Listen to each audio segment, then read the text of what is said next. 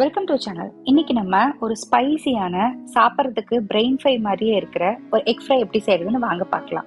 நம்ம channel subscribe பண்ணாதவங்க subscribe பண்ணிக்கோங்க. பக்கத்துல நோட்டிஃபிகேஷன் பெல் ஐகான் ப்ரெஸ் பண்ணி அதில் ஆல் அப்படிங்கிற ஆப்ஷன் செலக்ட் பண்ணிக்கோங்க. ஒரு பேன்ல 2 டேபிள் ஸ்பூன் எண்ணெய் ஊற்றிட்டு இதுல 1/2 டீஸ்பூன் கடுகு, 1 டேபிள் ஸ்பூன் கடலைப்பருப்பு, 1/2 டீஸ்பூன் சோம்பு சேர்த்துக்கலாம். 1 கப் அளவுக்கு ஸ்லைஸ் பண்ணி வச்சிருக்க வெங்காயம், 1 கொத்து கறிவேப்பிலை, 2 பச்சை மிளகாய் சேர்த்துட்டு வதக்கி விட்டுக்கலாம். வெங்காயம் இந்த அளவுக்கு வதங்கியதும் 1 டீஸ்பூன் இஞ்சி பூண்டு பேஸ்ட் சேர்த்துட்டு பச்சை வாசனை போக வதக்கி விட்டுக்கோங்க. இது கூடவே 1/2 கப் அளவுக்கு தக்காளி, 1/2 டீஸ்பூன் உப்பு, 1 டீஸ்பூன் மிளகாய் தூள் சேர்த்துக்கலாம். தக்காளியை ரொம்ப வதக்க வேண்டியது இல்லைங்க, கொஞ்சம் முழுசாவே இருக்கட்டும். இப்போ நம்ம முட்டையை உடைச்சு ஊத்திக்கலாம்.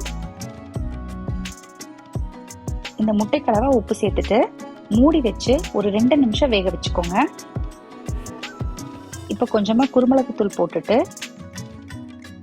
மஞ்சள் கரு உடையாம திருப்பி போட்டுக்கோங்க.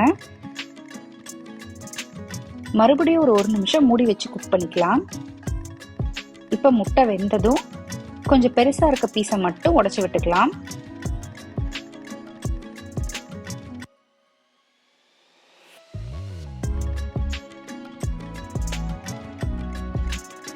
கொஞ்சமா கொத்தமல்லியில சேர்த்துட்டு பிரட்டி விட்டுக்கலாம்.